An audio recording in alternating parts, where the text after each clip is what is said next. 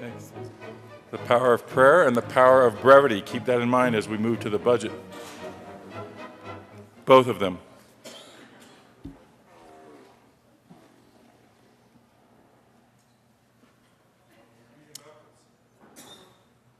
Bring it. I've got all day.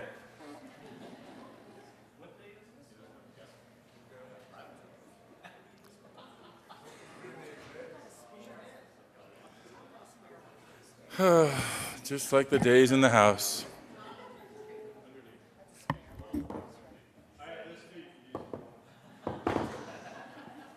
We don't know where that's been.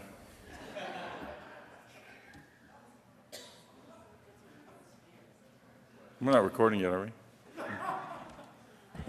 Play back the tape. All right. Apparently it's April Fool's Day. The Senate will come to order, and I mean it. Who is going to? Senator Neville. Thank you. Senators, please, in the lobby or in the gallery, please join me in the Pledge of Allegiance. I pledge allegiance to the flag of the United States of America and to the republic for which it stands, one nation under God, indivisible, with liberty and justice for all. Colleagues, please join me in welcoming Senator Toktrop back to the chamber.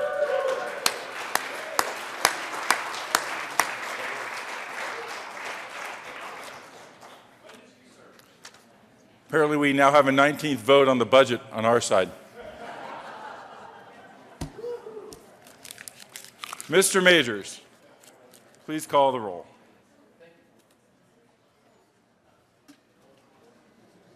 Senators Aguilar, Balmer, Baumgartner, Carroll, Cook, Crowder, Donovan, Garcia,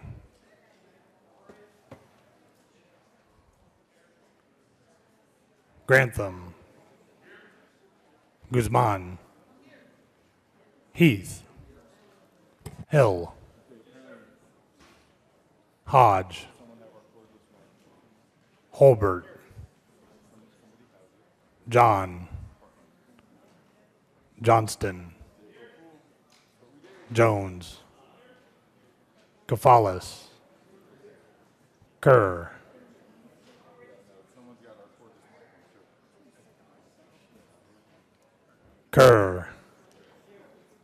Lambert, Lundberg, Marble, Martinez Humenic, Merrifield, Neville, Newell, Roberts, Scheffel, Scott, Sonnenberg,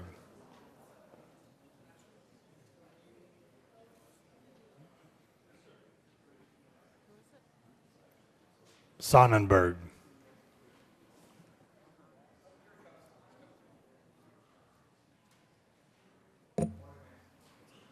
Stedman,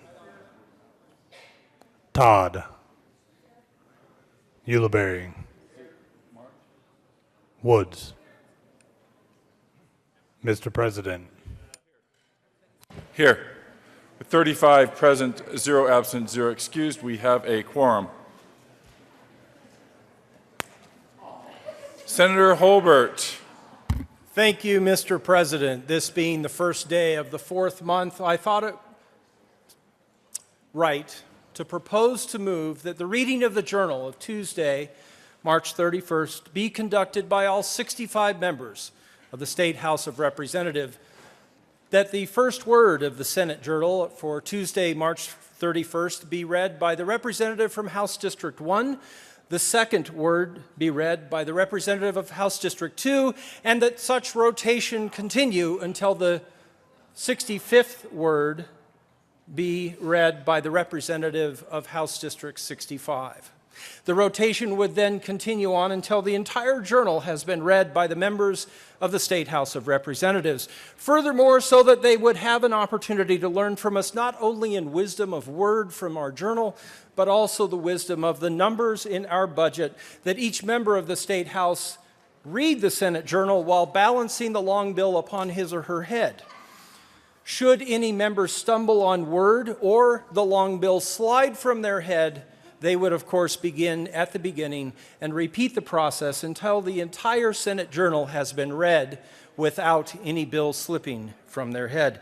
This being the first day of the 4th month, this sort of silliness is fun to consider, but I do move that the reading of the Journal of Tuesday, March 31st be dispensed with and the Journal be approved as corrected by the Secretary. I object. The Journal will be read.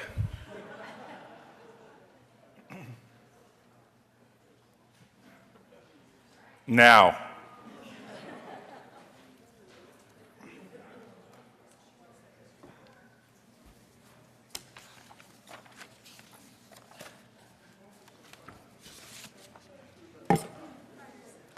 Senate Journal, 70th General Assembly, of the State of Colorado, first regular session, 84th Legislative Day, Tuesday, March 31st, 2015. Prepared by the Chaplain Dan File, Capitol Commission in Lake City. Called to order by the President at 9 o'clock a.m. Pledged by Senator Neville. Roll call. Present 34. Excuse 1. Martinez Humenic. Present later 1. Martinez Humenic. Quorum. The President announced a quorum present. On motion of Senator Holbert, reading of the Journal of Monday, March 30th, 2015 was dispensed with, and the Journal was approved as corrected by the Secretary. Committee of Reference Reports. Transportation. After consideration on the merits, the committee recommends that House Bill 1173 be amended as follows, and as so amended before the Committee of the Whole with favorable recommendation. Amend reading gross bill, page 3, strike lines 26 and 27, and substitute Paren B, stricken language, unless motor vehicles using the same are equipped with tire chains, comma, four-wheel drive with adequate tires for the existing conditions, or snow tires with a mud and snow or all-weather rating from the manufacturer, have a tread of sufficient abrasive or skid-resistant design or composition and depth to provide adequate traction under existing driving conditions during storms or when other dangerous driving conditions exist, or during construction or maintenance operations, whenever the department considers such closing or restriction of use necessary. enough.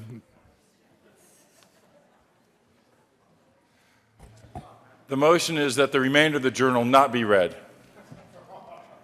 that it be approved as corrected by the secretary. All those in favor say aye. Aye. Those opposed, no. The motion is approved and the journal is adopted. Senate Services.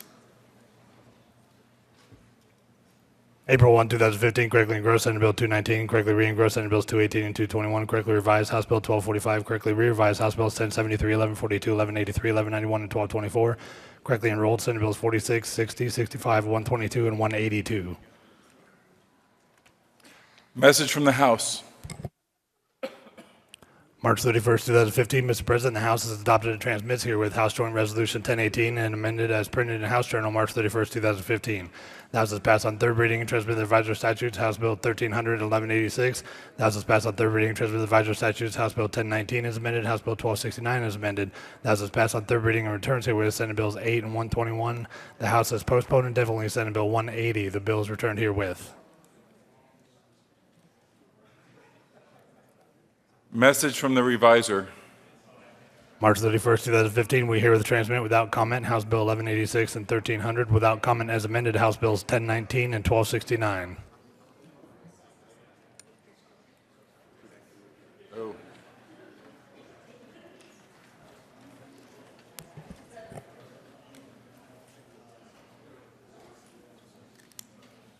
Third reading of bills. Mr. Majors. Third reading of bills. Mr. Majors, please read the title of Senate Bill 219. Senate Bill 219 by Senators Cook and Roberts and Representative Salazar concerning measures to provide additional transparency to peace officer-involved shootings.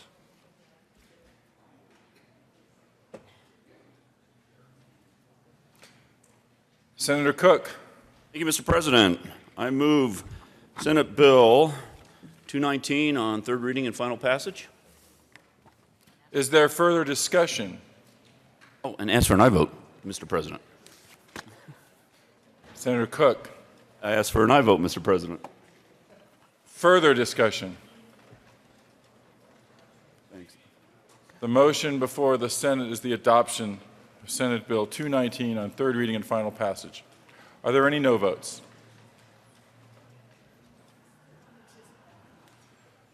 With 35 ayes, 0 no, 0 absent, 0 excused, Senate Bill 219 is adopted. Co-sponsors: Senator Woods, Senator Aguilar, Senator Guzman, Senator Kafalis, Minority Leader Carroll, Mr. Majority Leader, Senator Merrifield, Senator Martinez-Humenick, Senator Marble, Senator Sonnenberg, Senator Neville, Senator Newell, Senator Baumgardner, Senator Lambert, Senator John, Senator Johnston, Senator Heath, Senator Ulibarri, Senator Todd, Senator Stedman, Minority Leader Carroll, I think I got you, Senator Balmer, Senator Grantham, Senator Lundberg. I've called your name. I've called your name. You know who you are. Senator Scott, Senator Holbert,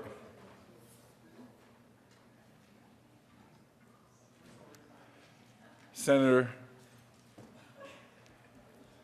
I grow weary of this.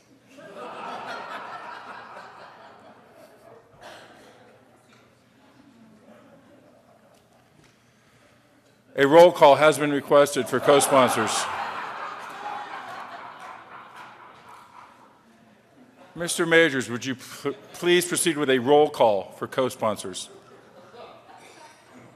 Senator Aguilar. Balmer. Baumgartner. Carroll. Crowder. Donovan. Garcia. Grantham. Guzman. Heath. Hill. Hodge. Holbert. John. Johnston.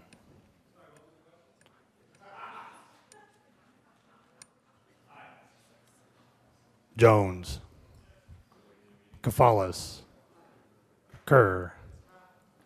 Lambert. Lundberg. Marble. Martinez Jimenez. Merrifield. Neville.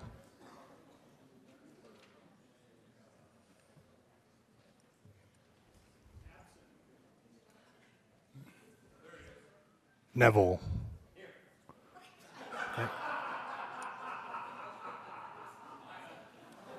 Newell. Sheffel. Scott. Sonnenberg. Stedman. Todd. Ulibarri. Woods. Carroll. Guzman. Hill.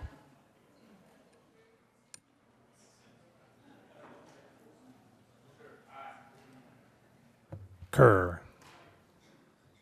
Guzman. This is for co-sponsors.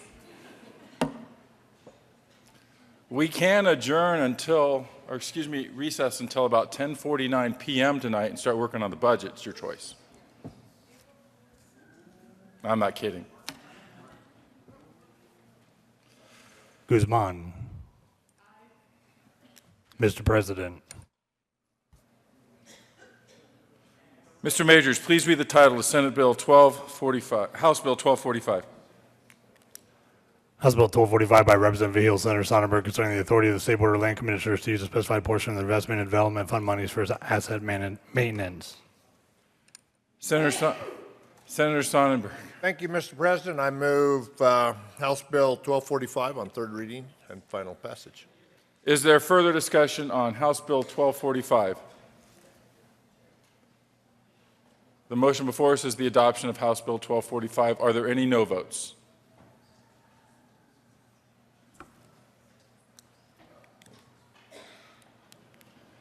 With 35 ayes, 0 no, 0 absent, 0 excused, House Bill 1245 is adopted. Please notify the Secretary if you'd like to be a co-sponsor. General Order, second reading of bills, consent calendar. Senator Holbert. Majority Leader Sheffel. Thank you, Mr. President. Would ask that Senate Bill 204, Senate Bill 249, and Senate Bill 250 be taken.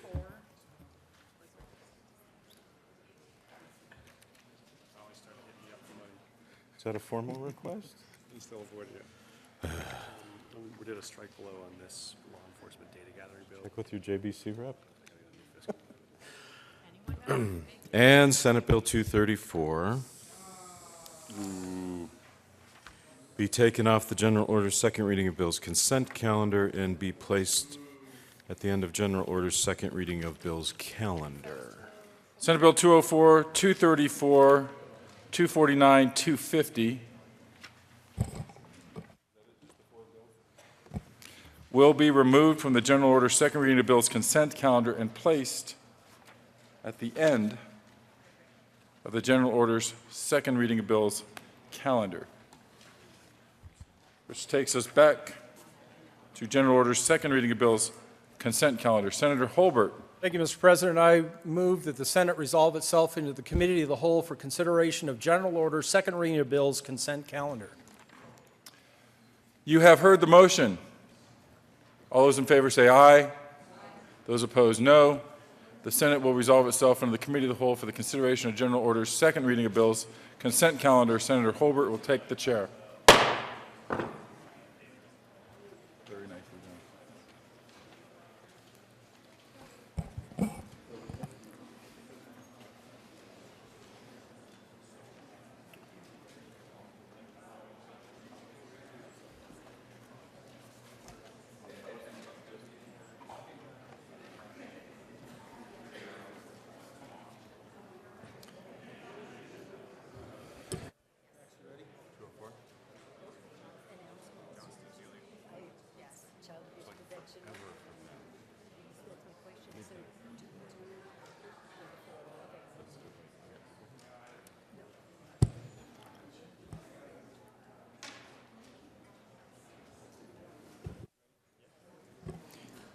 The committee will come to order. The court rule is relaxed. Mr. Majors, would you please read the title to all of the bills on the consent calendar?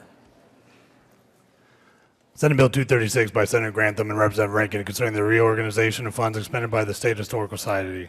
Senate Bill 237 by Senator Lambert and Representative Hamner concerning calculations relating to appropriations to institutions of higher education in connection therewith clarifying calculations required pursuant to sections 2318.304 and 2318.305 Colorado Revised Statutes and delaying performance funding calculations pursuant to section 231108 Colorado Revised Statutes.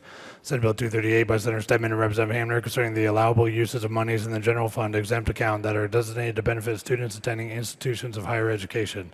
Senate Bill 243 by Senator Lambert and Representative Young concerning a prohibition on the transfer of state-operated beds under the waiver for home and community-based services for individuals with intellectual and developmental disabilities. Senate Bill 244 by Senator Grantham and Representative Rankin concerning the transfer of monies to offset the federal government's recoupment of mineral lease payments to the state. Senate Bill 245 by Senator Grantham and Representative Young concerning the provision of state funding for natural hazard mapping. Senate Bill 246 by Senator Lambert and Representative Rankin concerning modifications to accommodate certain statewide financial information technology systems in the Department of Personnel.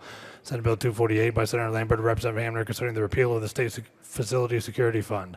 Senate Bill 251 by Senator Lambert and Representative Hamner concerning the exclusion of appropriations for real property lease purchase payments from the basis of for the calculation of the general fund reserve. Majority Leader Shuffle.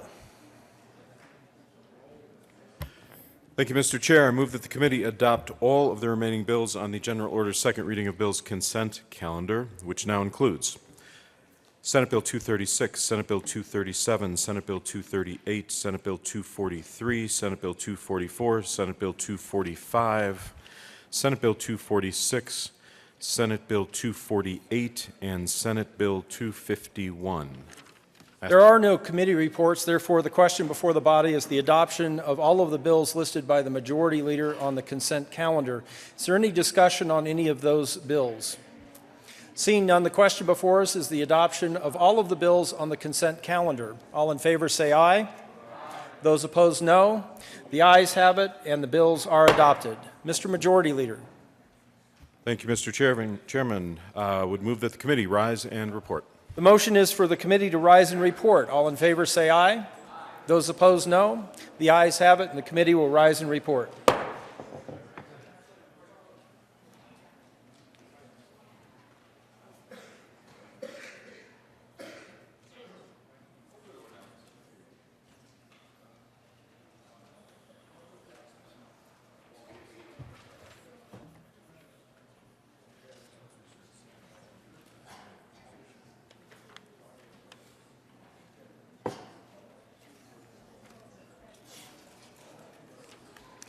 We were that close.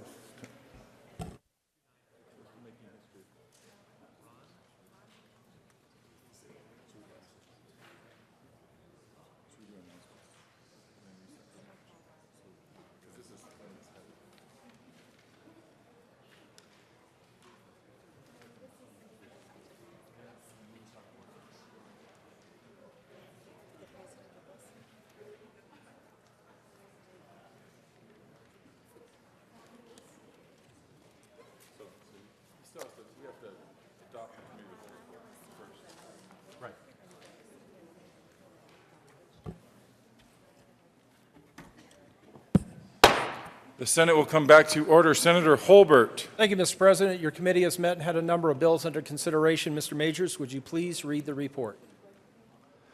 April 1st, 2015. Mr. President, your committee whole budget reports under consideration of the following tax bills being second read thereof makes following recommendations around. Senate Bills 236, 237, 238, 243, 244, 245, 246, 248, and 251 passed on second reading and ordered and engrossed placed on the calendar for third reading and final passage. Senator Holbert. Thank you, Mr. President. I move adoption of the report. The motion before the body is the adoption of the report of the Committee of the Whole. Is there further discussion? Are there any no votes? With 35 ayes, 0 no, 0 absent, 0 excused, the report of the Committee of the Whole is adopted. Senate Bill 236, 237, 238, 243, 244, 245, 246, 248, 251 passed on second reading and ordered engrossed and placed on the calendar for third reading and final passage. General orders, second reading of bills. Majority Leader Shuffle. Thank you, Mr. President. At this time, I move that the Senate proceed out of order for the purposes of hearing members' announcements. You've heard the motion. All those in favor say aye. Those opposed, no. The Senate will proceed out of order. Announcements. Senator Newell? Thank you, Mr. President. I just love that on April Fool's Day I am a running joke. Members, today is the first day, not only April Fool's Day, but it is the first day of Child Abuse Prevention Month. All of you received these pinwheels. The pinwheels we place around the state during the month of April to symbolize the promise of a joyful life and a happy-filled life that all children deserve in Colorado. So I entreat you to take this back with you to your district and place it, or in your office, and place it in a prominent place to remind you all month that all kids should have a free and joyful life. And that, and then you also received two things. One was Child Abuse Prevention Month, and one was from the Kemp Foundation. And as you all know, the Kemp Foundation is an advocacy center. For nearly 40 years in Colorado, it has made international successes when it comes to research of child abuse and neglect, and also the impacts of that, as well as direct services and referral of services. They are also the organization that helped us redesign our Child Welfare Training Academy for the caseworkers and supervisors who are within the system. So I entreat you to think during this month of how you can help prevent child abuse, and also when you are voting, if you can think about how you can do that. And on Tuesdays this month, if you can wear blue and join us in that camaraderie of all of those people across the state who are working every day to help prevent child abuse and neglect. Thank you. Senator Crowder. Thank you, Mr. President. I'd just like to announce that today is Senior Day at the Capitol. They're meeting over here in the old Supreme Court right now, and I do believe they're going to have a lunch at the Baptist Church across the street. So if you see a Senior Day, you know, you might talk to them a little bit, and it's quite an event, and we look forward to seeing you all over there. Thank you. Bye. When I started the legislature, I was a guest at Senior Day, and now I am part of it. Senator Neville. Thank you, Mr. President. Well, on a more serious note, Wednesday, April 1st, we're invited to join us for the taxidermy policy briefing with Representative Van Winkle, Kevin Van Winkle from Highlands Ranch. He has started the Taxidermy Caucus. If you did not get an invitation, please see me. We're also looking for a Senate sponsor on that. Representative Van Winkle, author of Have You Seen My Van Winkle? Refreshments will be served, and you will leave stuffed. Oh. So you can RSVP. You can RSVP at 303-BIG/stuff, STUF, And don't forget, it's going to be, you can also reach him on Twitter and look for his Twitter handle. It's at Crappy Taxidermy. And they're going to be meeting in the Senate sub-basement, room 471, from 12 o'clock to 1:30. So please join Representative Van Winkle, and please show his appreciation, your appreciation to him for starting the Taxidermy Caucus.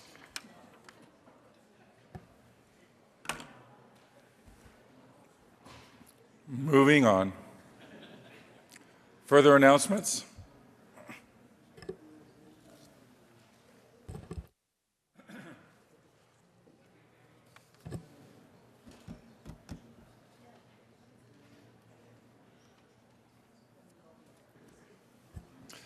Majority Leader Scheffel. Thank you, Mr. President. If anyone is interested,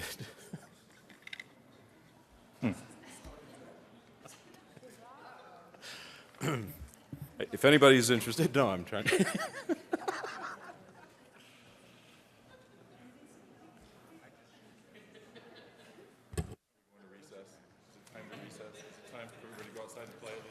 Members, there's posters available at the press table. And if you want one, you can have one.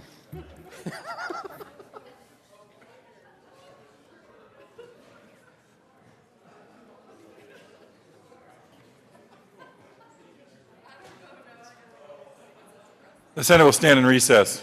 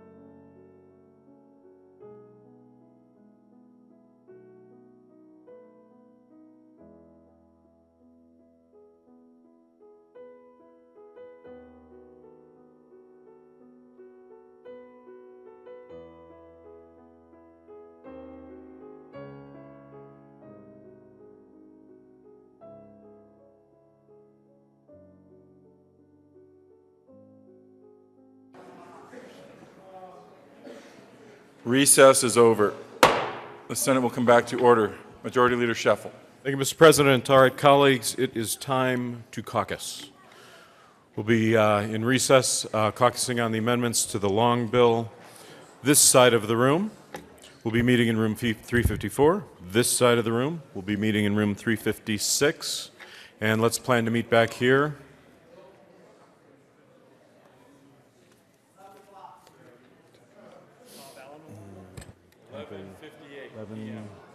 No, 10:58, 11 o'clock. If you say 10:15, or if you say 11, you can't come back until 11. If you say 10:15. It's only 20 minutes away. Okay, however you want to do it. Let's meet back here at 10:30.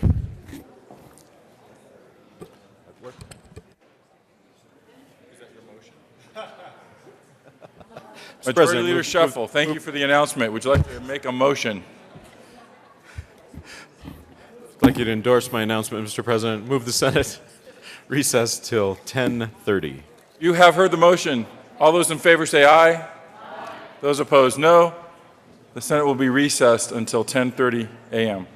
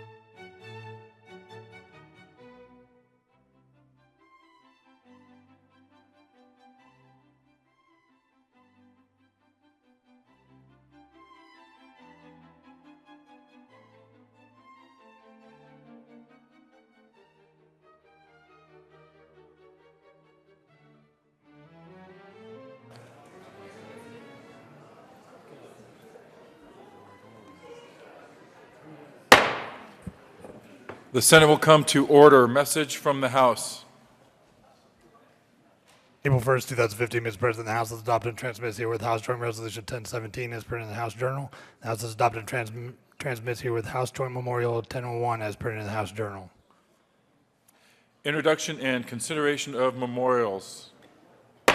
Mr. Majors, please read the title to House Joint Memorial 1001. House Joint Memorial 1001 by Representative McCann and Senators Stedman and Johnston, memorializing former Senator Robert E. Allen. Senator Stedman. Thank you, Mr. President. I move House Joint Memorial 1001, and I ask that it be read at length.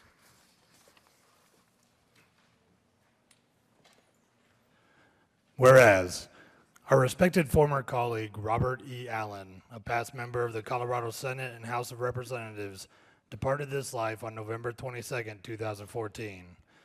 And whereas Senator Allen was born April 1st, 1924 in New York City, New York. And whereas Senator Allen lived in the Park Hill neighborhood of Denver for 48 years with his wife Jerry Allen and became a pillar of the community. And whereas in 1950, Senator Allen ran for his first of 5 terms as state representative and served until 1960. And whereas in 1960, Senator Allen ran as the Colorado State Senator from Denver and served until 1964. And whereas Senator Allen served as the House Majority Caucus Leader from 1957 to 1958 and as the House Majority Leader from 1959 to 1960.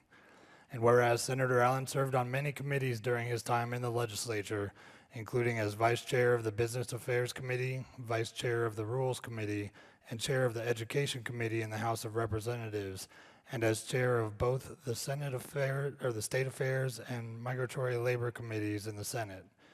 And whereas Senator Allen is remembered for sponsoring the Fair Employment Practices Act in 1957 and the Fair Housing Act of 1959, which was the first civil rights housing legislation in the nation, and also for sponsoring House Bill 39 in 1957, which repealed Colorado's miscegenation law and made interracial marriage legal in the state as it had not been since 1864. And whereas in addition to his service in the legislature, Senator Allen also served as the first executive director of Denver's War on Poverty office and as an assistant public defender, opened a private law practice, and spent the last 25 years as a part-time adjunct faculty member in the Criminal Justice Department at Metropolitan State University of Denver. And whereas known for his dedication to civil rights issues and public service, Senator Allen was well respected by colleagues on both sides of the aisle and will be remembered for his hard work and accomplishments.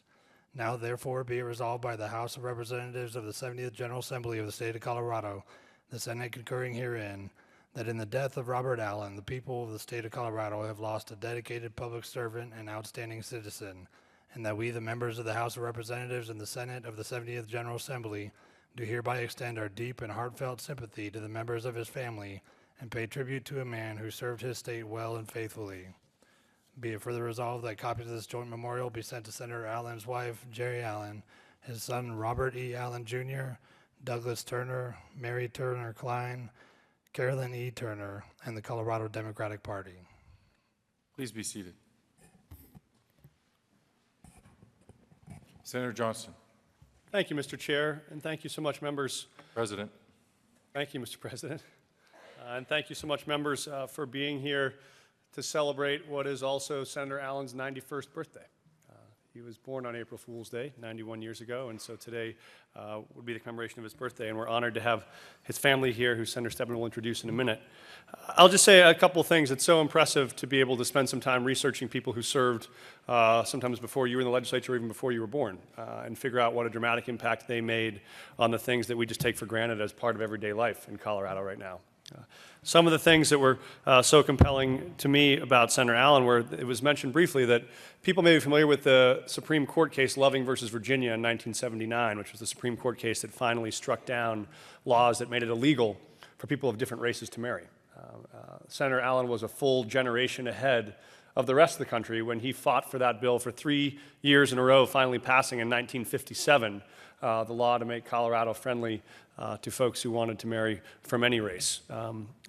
An amazing first accomplishment. He also led the country, making Colorado the first state in the country to adopt a law against housing discrimination practices, making illegal the kind of practice that would become so well publicized through the civil rights battles, the kind of redlining that was happening in communities like mine in Park Hill and all over the city, where a house was up for sale until you showed up trying to buy it as an African-American family. And he led the creation of that legislation. So we're grateful for his legacy. We're also grateful for, he strikes me as a John Adams public servant who left his role here to go back and do the kind of service that he cared about so much after his life in the Senate. As you heard, he left to help lead President Johnson's war on poverty here in Colorado after his term in the Senate. And then after that went on to teach criminal justice and constitutional law at Metro State until he was 88 years old.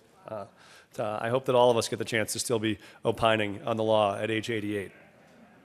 And talked about really his deliberate effort. I think I got to speak briefly with his wife. Park Hill in those days was famous as one of the earliest and most diverse and integrated communities in the city and really in the country. And he very intentionally, from what I've read about him, made his home there, not just because he believed it was a great neighborhood, but because he wanted to be a part of carrying on the living of the legacy that he helped legislate, which is to build communities where people of all different races and backgrounds lived and worked and laughed together. So it's an honor to be here to recognize Senator Allen. Senator Stedman. Thank you, Mr. President. I have a letter here that I would like to read for everyone that was written about Senator Allen from our former governor, Dick Lamb. And it's rather brief, but I would like to share with you his thoughts about Robert Allen.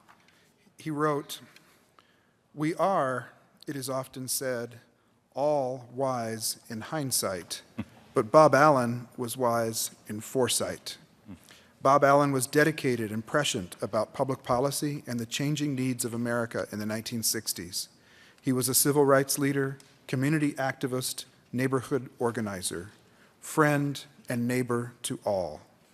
When racial tension arose in Park Hill, Bob Allen was among the first to call a community meeting, start an organization, or walk the blocks of Park Hill in the name of racial understanding.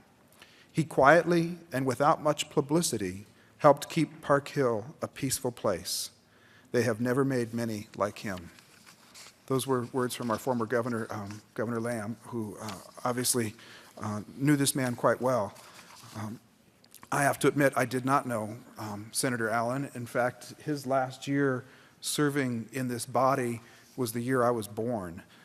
So it's been some time, and it's interesting to reflect on his career, to think back at how much times have changed, how much progress we have made as a people here in our state.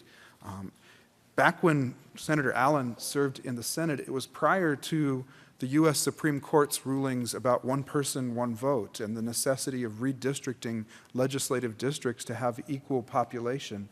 Back then, Senate districts didn't have equal population. There was some disparity, and there was underrepresentation of certain parts of the state because of how Senate districts were constructed and how senators were elected.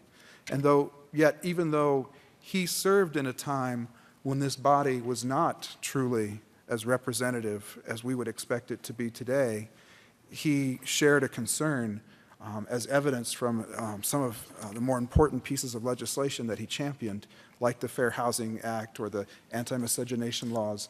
He certainly shared a concern for the equal rights of all and making sure that all persons had representation and voice in their state government, even before it was required by our U.S. Supreme Court. Rather remarkable, and it's an honor to follow in his footsteps and to say that I too serve as a state senator representing the city and county of Denver, like the great people that have gone before me, including Senator Robert Allen. I'm very pleased that a number of his friends and family members are here today to remember him in his passing, remember the contributions that he made to our state and the better place that he left because of his work in this chamber and in our communities and in our city. So thank you all for being here. Colleagues, thank you very much for your attention. I believe, Mr. President, there are some other guests that would like to speak, and I will yield the microphone. Further discussion from current members. Mr. Majority Leader.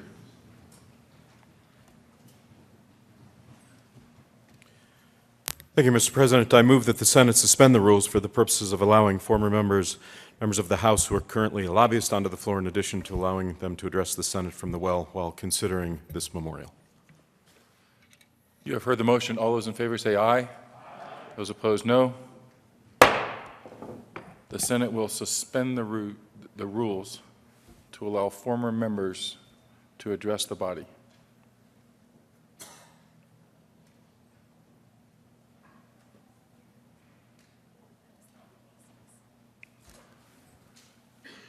The Senate will stand in recess.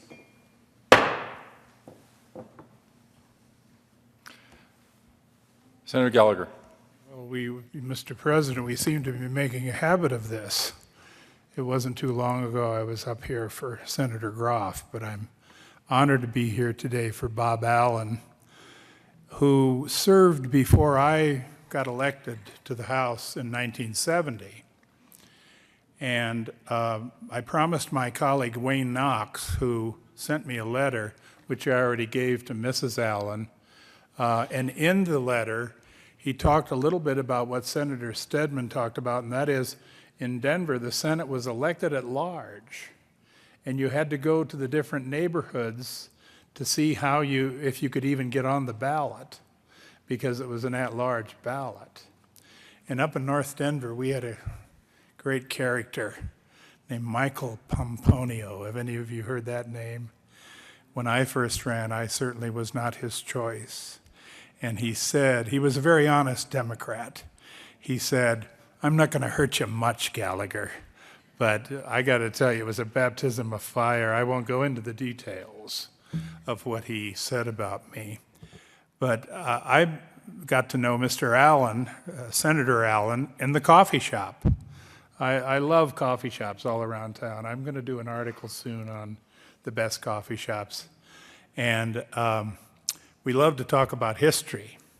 I love the history of this chamber, and the House too, for that matter, the lower chamber. And we talked about many times about the time when the Klan ran the chamber. The Ku Klux Klan ran our state, from 25, 20, and 26. The governor was a Klansman. Many in the House and many in the Senate were in Klans. And we're not sure which side the flag sat, because it was a very bipartisan effort. The Klan was really bipartisan. Democrats and Republicans were members. And, but there was either a flag here or here, where if the Grand Kleagle, or the chief Klansman of the chamber, wanted a yes vote, the flag was straight up. If they wanted a no vote, the flag was at half-mast. I'm just so glad to see there is a United States flag, and they're both equally not giving any message but the same good patriotic message that we're happy to be here in America.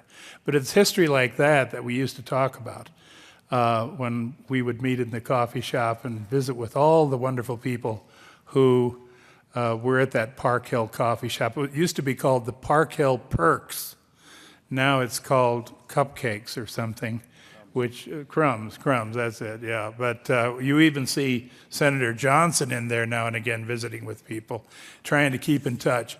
Bob Allen, whenever somebody moved in the neighborhood, not just during the integration years, but even when he was first elected, would go knock on the door, welcome them, sign them up to vote, tell them where to vote, here are the issues, here's your councilman, here's your state representative, here's the school board member, which my Democratic captain up in North Denver, Dolores Dickman, used to do also. She would go to every new house where somebody new moved in and knock on the door, welcome them, give them flowers, give them cookies.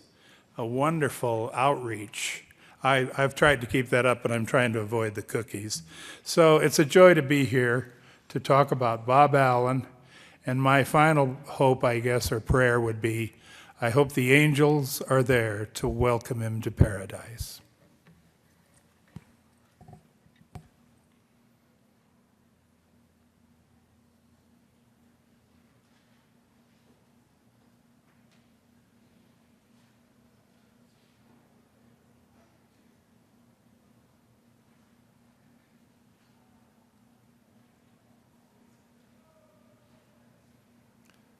Representative Gephardt, welcome to the Senate. You finally arrived. Thank you, sir. Mr. President and sponsors of the resolution, it's a pleasure to be able to come over and make some comments to this body about Bob Allen. I ran for public office for the first time in 1960. Am I not doing this correctly? Okay. You get rusty with age. I ran for this body in 1960, and I met Bob Allen because he had been in the House for 4 or 5 terms, but was coming over to the Senate, and I was not successful. I ran against a senator that had been here for 20 or 30 years, which was more the norm back then. But they had no districting, as Senator Gallagher told you. Denver had about 8 senators. They were all at large. They hadn't gotten around to reapportioning even on the one-man, one-vote concept. In Little Boulder, where I was, there was 1 senator and 3 representatives. When Bob Allen ran for the House originally in the 50s, there were 17 members of the House from Denver, and they were all on a ballot, just listed. You went in, you had to vote for 17. It may have something to do with the fact his last name began with A, that he made it down here.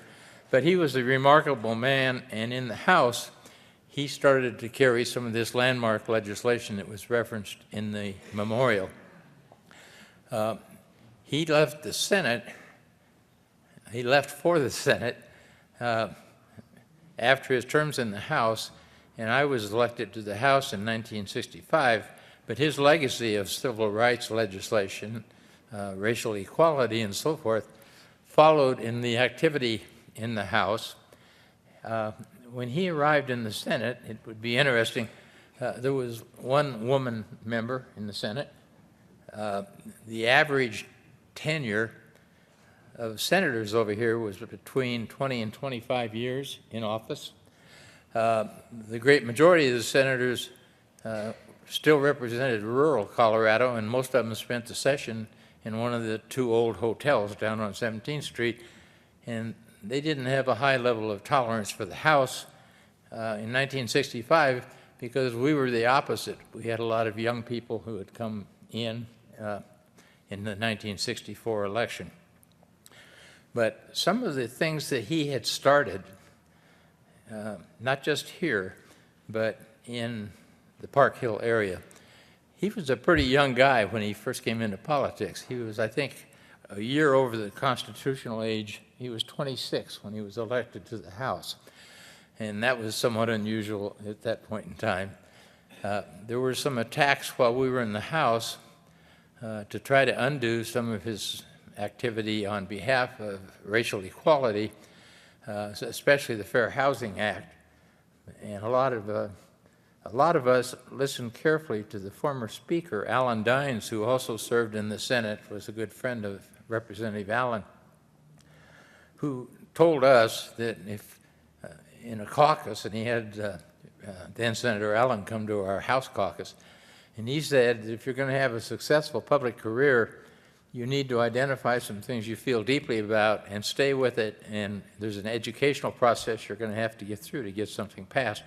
And he cited Bob Allen as being that particular person. The work in Park Hill, and I think this is an interesting story in a way, because Park Hill was in fact a very unique social experiment, I guess we could say, back in the 60s, because the racial barriers were there, and to the north, Black American community was expanding a little. Park Hill was what Park Hill was historically, which is a pretty stable second or third generation neighborhood. And Bob Allen was very instrumental in helping to create the kind of dialogue between the black community and the white community to not go into this panic that everybody went into about the neighborhoods becoming biracial. And he was very successful, and a lot of people carried on his work beyond that. It's interesting that he continued his active life into his 80s. It gives me some hope for the next few years. But the story I wanted to end of, because it was a good story, was that when I was in my first term, President Johnson came to Colorado to make a speech at the University of Denver. And one of the assignments I had was to be part of a little committee with him. And I went out to the airport when he arrived, and I talked to the Secret Service folks, and I said, I would like, when we go to the University of Denver, if it's possible, I'd like to change your itinerary a little bit. I would like to drive the president, ride with him, through an area called Park Hill, which is one of the finest examples of dealing with fair housing, races working together, and so forth. And I had a little bit of difficulty. It was at Stapleton Field. But we came down and we actually turned on Monaco Boulevard. And as we were driving through Monaco, I was explaining to the president what a unique community this was. And I was pointing things out to him. And quite seriously, there were some families that were out on both white and black in the neighborhoods and whatever. And I told him how proud Denver was for having done that, because they had only passed the federal laws on civil rights a year or two before that. So he's sitting there, he's looking at me, and he's listening to me, and I finished. I said, so do you have any questions? And he said, son, I don't believe you. So at any rate, it was at that point that Bob Allen's impact, and it has continued down through the years, as the senators have told you. But he was a unique and a good human being. He contributed greatly to the world we now all live in, and I'm grateful for the opportunity to share a few thoughts with you. Thank you so much. Thank you, Representative Gebhardt and Senator Gallagher. We really appreciate your comments and enriching the lives of me and my colleagues by sharing the lives of yours.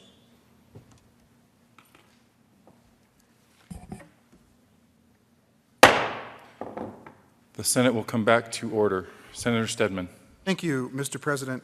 I renew my motion for the passage of House Joint Memorial 1001, and I request a roll call vote.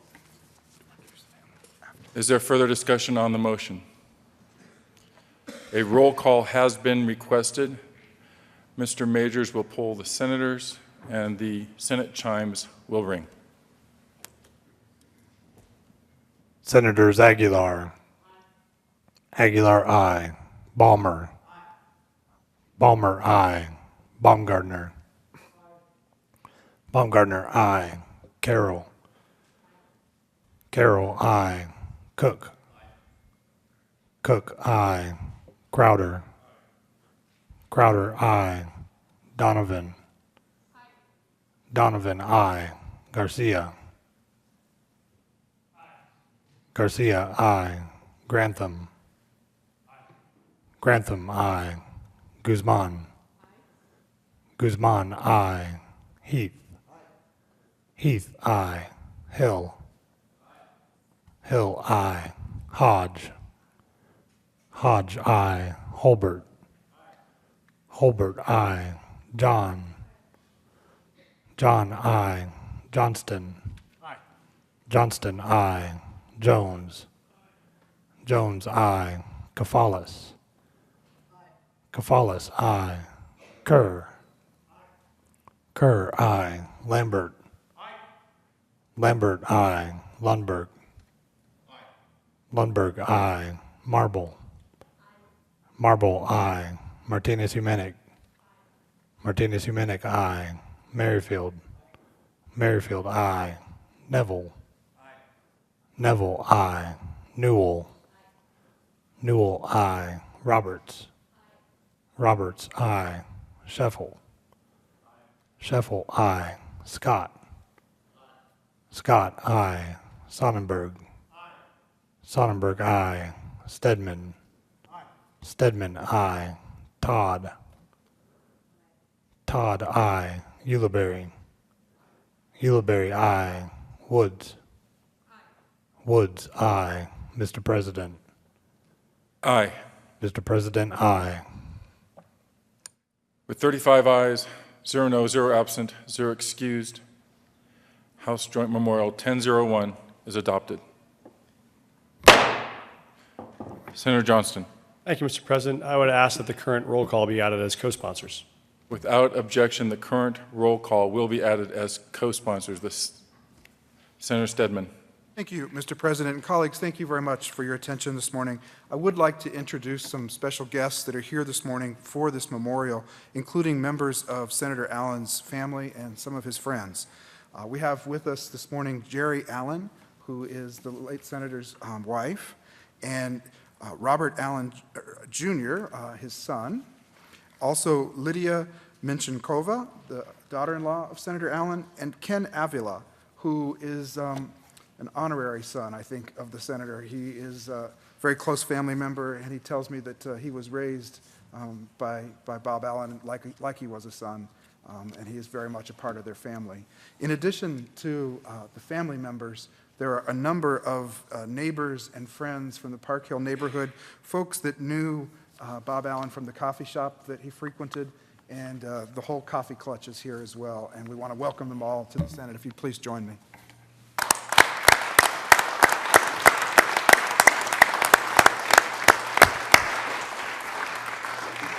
The Senate will stand in recess so we may greet our guests.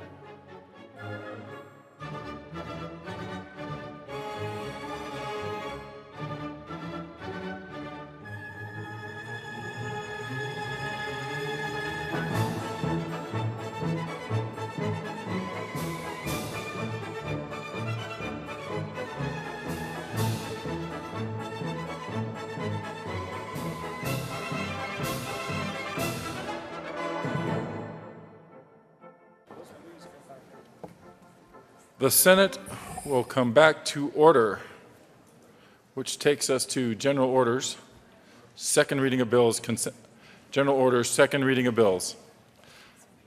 Senator Holbert. Thank you, Mr. President. I move the Senate resolve itself in the Committee of the Whole for consideration of general orders, second reading of bills. You have heard the motion. All those in favor say aye. Aye. Those opposed, no. The Senate will resolve itself into the Committee of the Whole for the consideration of general orders, second reading of bills. Senator Holbert will take the chair.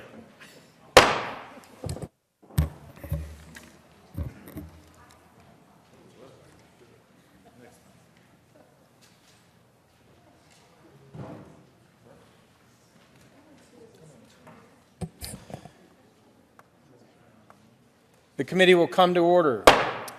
The court rule is relaxed. Mr. Majors, would you please read the title, Senate Majority Leader Sheffel?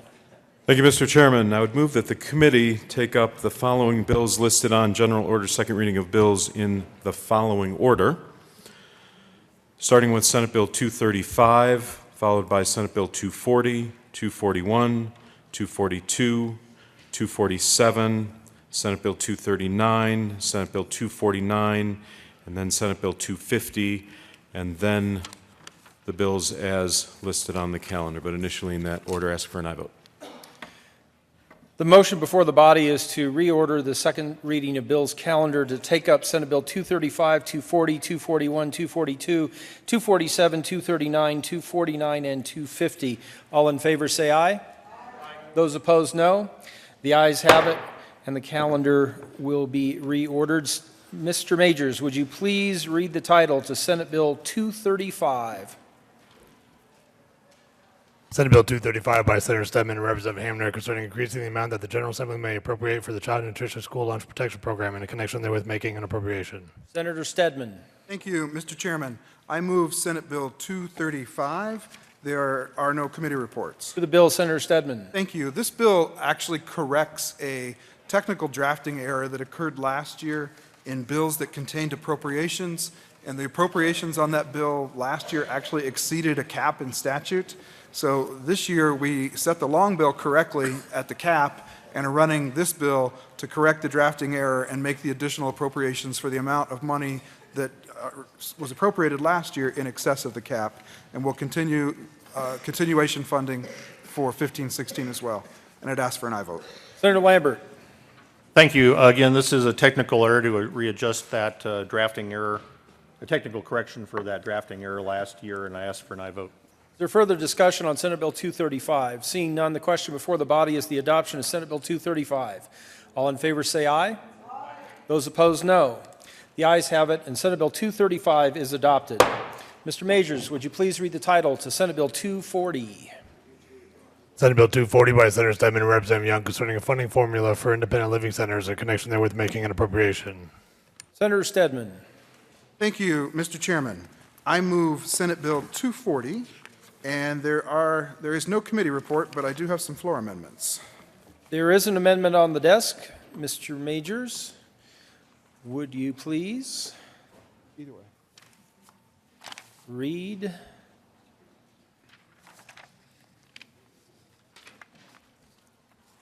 L003? Amendment L003, Senate Bill 240. Senator Stedman. Thank you, Mr. Chairman. I move Amendment L003. To the amendment. This is a technical amendment that adds, instead of referring to a section in Colorado Revised Statute, it actually refers to the Federal Rehabilitation Act of 1973 in a citation. And I'd ask for an aye vote. Is there further discussion on Amendment L003? Senator Lambert. Also ask for an aye vote. Further discussion? Seeing none, the question before us is the adoption of Amendment L003. All in favor say aye. Aye. Those opposed, no. The ayes have it, and the amendment is adopted. There is another amendment on the desk. Mr. Majors, would you please read Amendment L002? Amendment L002, Senate Bill 240 by Senator Stedman, amendment printed bill page 2, line 7. Senator Stedman. Thank you, Mr. Chairman. I move Amendment L002. To the amendment. Thank you. This is some cleanup amendment. This bill sets forth a process to come up with a allocation formula for distributing state support to independent living centers that serve people with disabilities. And this amendment clarifies variety of different issues in the bill. It adds some people to the allocation committee, but most importantly, it also allows for the hiring of a facilitator to help that process of producing the formula. But most importantly, what the amendment does is it adds a proviso that says if there is not consensus from all of the stakeholders to come up with this new funding formula by the end of the year, that a certain portion of the funding associated with the bill will revert and not be made available. So there's some incentive for these folks to sit down and have a facilitator and come up with a funding allocation mechanism that works for them all by the end of the year, or else there's a little bit of a penalty there. This is something we've been talking with the independent living centers about, and that they feel would be helpful, bringing all the right stakeholders to the table and motivating them to get the work done that this bill calls upon them to do. And for that reason, I'd ask for an aye vote. Further discussion on L002, Senator Lambert. Thank you. I also ask for an aye vote on L002. The independent living centers are a path to better self-sufficiency and less dependency upon some other programs that are probably more expensive, more intrusive, and this is I think a better alternative for many people.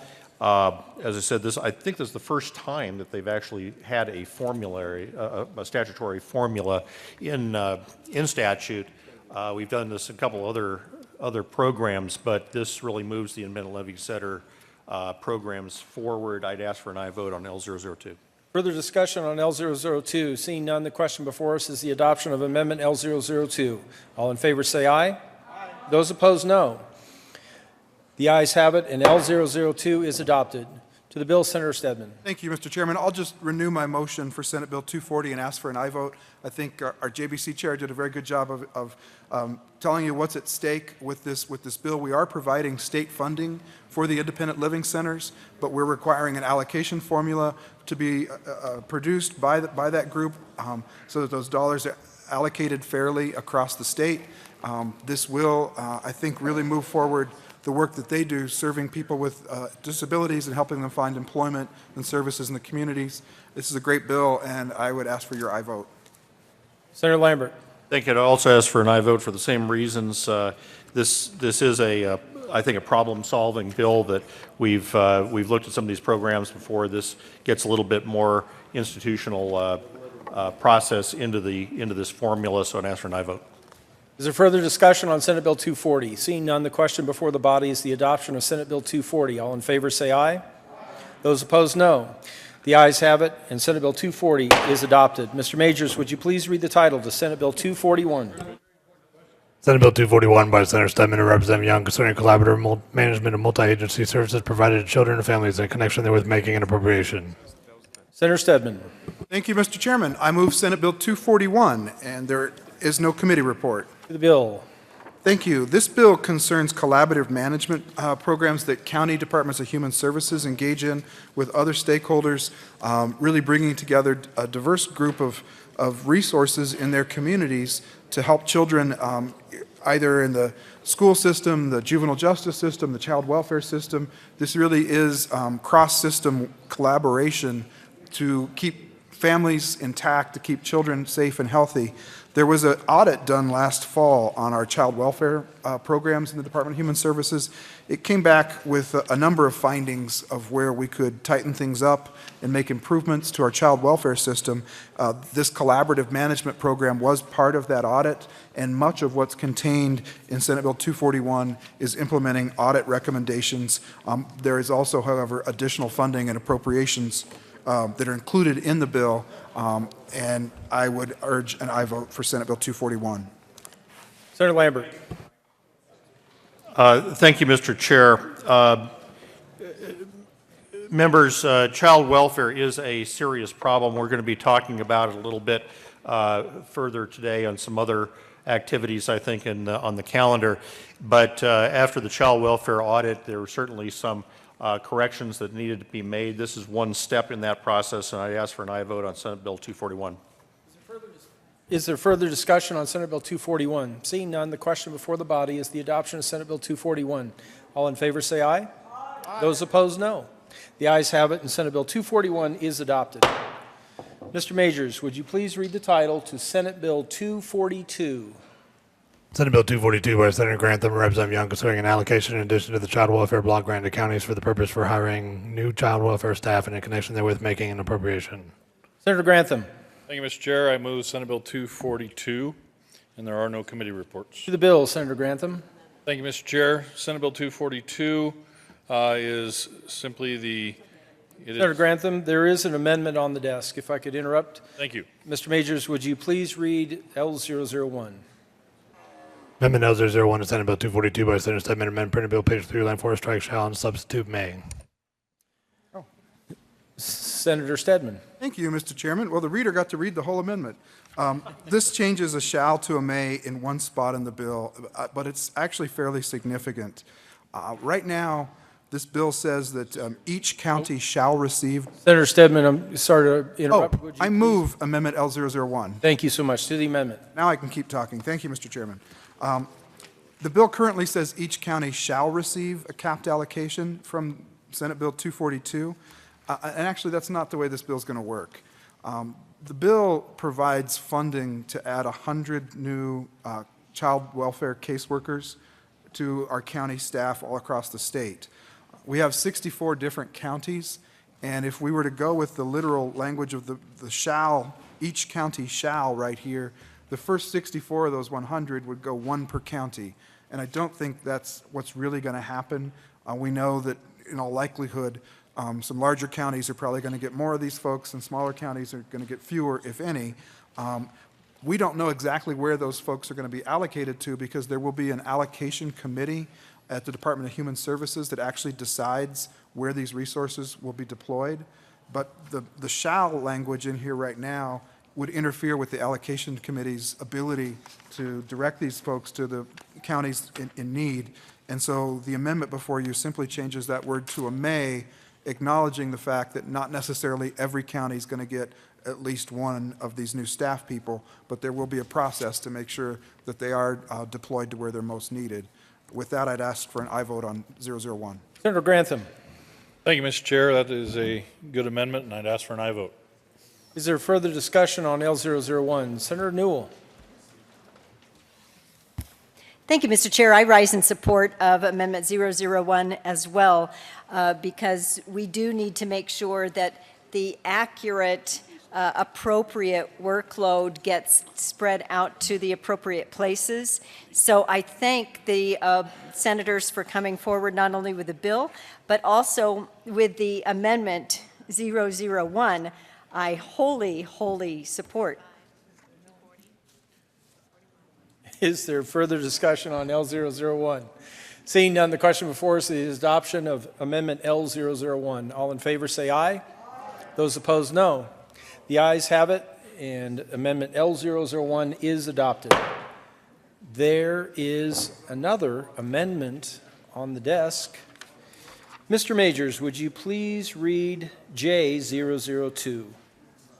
Amendment J002, Senate Bill 242 by Senator Newell, amend printed bill page 4, line Senator 11. Newell. Thank you, Mr. Chair. Members, this is an amendment that I move, Amendment 002 on Senate Bill 242. To the amendment. Thank you, Mr. Chair. And members, this is an amendment to add another 28 staff to the appropriation of Senate Bill 242 because you may remember that we conducted a workload study, and through that last year we discovered that we need over 500 new caseworkers and over 120 supervisors. If we are going to hold these departments accountable, we need to give them the resources that they need to do their job.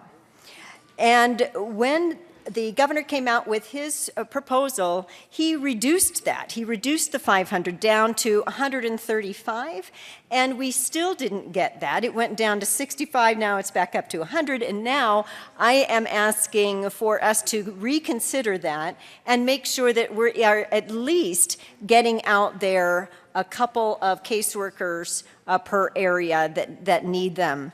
That is not asking too much, especially because, as you can imagine, every single day going in and the secondary trauma, the compassion fatigue that these caseworkers feel every day, if you saw this kind of horrifying world around you when you were going day after day, hour after hour into homes that were potentially abusive or neglectful homes for kids, you can imagine how difficult that job is. So it's not only emotionally traumatic, but when you add on the workload that we discovered in the workload study. So what was discovered was that the child welfare caseworkers were at 112% workload, supervisors at 120% workload. If we are to hold our agencies accountable, we need to give them the resources that they need to do their job. So the other element that adds on top of this month, starting April, we are launching our statewide child abuse hotline. What we found with the adult protection laws that came about last year, we had an increase, just in my own county, had a huge increase of, I think it was 60% increase of calls. So they are not only going to have their existing workload, but they're going to have an increased workload due to the statewide hotline, at least for a little bit, and for the first probably 3 to 6 months, and then hopefully it'll even out, but even then it'll be at a higher workload. So with that, colleagues, I ask for an aye vote on Amendment 002. Senator Grantham. Thank you, Mr. Chair. I just simply ask for a no vote on this. Further discussion, Senator Lambert. Thank you, Mr. Chair. I would just like to tell the body a little bit about the discussion. I'm going to make this very quick. I think there is some concern about some of the assumptions that were used in the work hours study.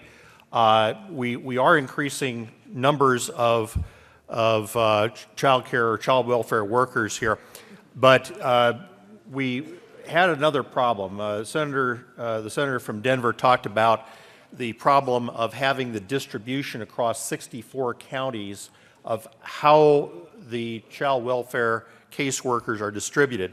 We also have a concern about how, basically the uptake rate. How can we find 100 qualified people who are willing to live in the areas where they're needed and really have the education, certification, training to do these jobs? So how fast we do this is an important issue. The Budget Committee did originally propose 65. We agreed on that. After further discussion, we increased this to 100. But I think we still have the same concerns about how this program is being inserted. This is not just an issue of pouring more money or more people on the problem. It's talking about major reform in how we do child welfare case management. And I appreciate the amendment sponsor for some of the other legislation that we're going to be talking about later. We do need to reform this entire system, but we want it to succeed in the right timing. So I would also ask for a no vote on Amendment 002. Majority Leader Shuffle. Thank you, Mr. Chairman. I move that the committee rise, report progress, and beg.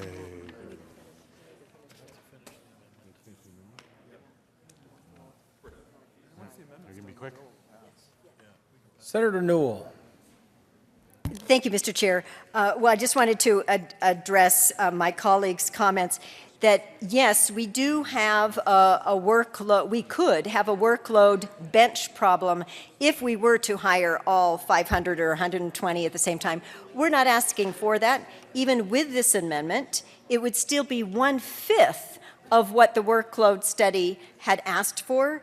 And so this would literally only be about 2 people per area, so this would not be a burden on the system. Additionally, what the agencies are doing are process improvements through reforms. So I would ask for an aye vote on 002. Is there further discussion on amendment, on the, Senator Stedman, excuse me. Thank you, Mr. Chairman. I'll just also rise to ask for a no vote, and I'll point out, colleagues, this bill currently has an appropriation of $6.4 million on it for the purpose of hiring additional caseworker staff at our counties at Child Protective Services.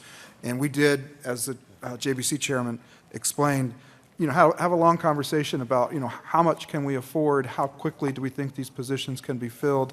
This is going to be a multi-year undertaking to staff up our county social service departments and meet the requirements, the unmet needs that we were found in that workload study.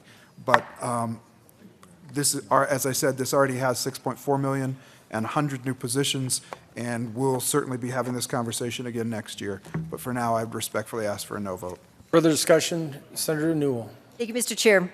The kids can't wait multiple years. The kids deserve to have these staff, so I ask for an aye vote. Further discussion on J002. Seeing none, the question before us is the adoption of J002. All in favor say aye. Aye. Those opposed, no. No. The noes have it, and J002 is lost. Senator Grantham. Thank you, Mr. Chair. I renew my motion for Senate Bill 242 and ask for an aye vote. Further discussion on Senate Bill 242.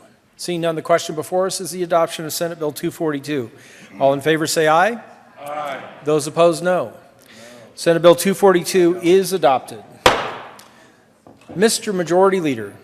Thank you, Mr. Chairman. Having concluded Senate Bill 242, now I would move that the committee rise, report progress, and beg leave to sit again at 1:45. The motion before the body is to rise, report progress, and beg leave again to sit again at 1:45. All those in favor say aye. Aye. Those opposed, no. The ayes have it, and the committee will rise and report progress and sit again at 1:45 p.m. Oops. It'll be here when you get back.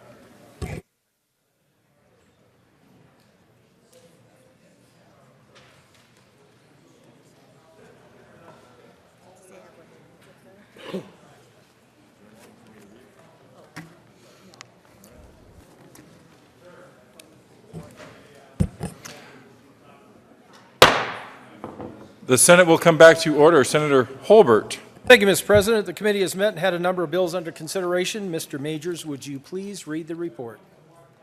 April 1st, 2015, Mr. President, your committee of the whole page report is that under consideration of the following tax bill being second read thereof makes following recommendations thereon. Senate Bill 235, Senate Bill 240 is amended, Senate Bill 241, Senate Bill 242 is amended. Pass on second reading in order to gross place on the counter for third reading and final passage.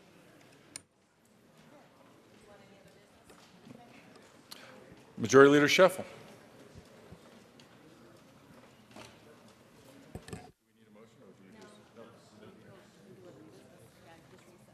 Okay. All right. Announcements. Senator Scheffel. Thank you, Mr. President. So, colleagues, as you know, we'll be breaking for lunch. We'll be back here at 1:45. Lunch is on your own. We'll see how we do this afternoon and for dinner. And I look forward to seeing you in a bit. Thank you. Further announcements. The Senate will stand in recess. Announcements. Senator Newell. Thank you. Thank you, Mr. President. Just an announcement because I don't know when we can do this again. But I wanted to make an announcement that I did make my budget brownies again. So I do have gluten-free brownies. I have mint brownies. I have brownies with the other M in them because it's legal now.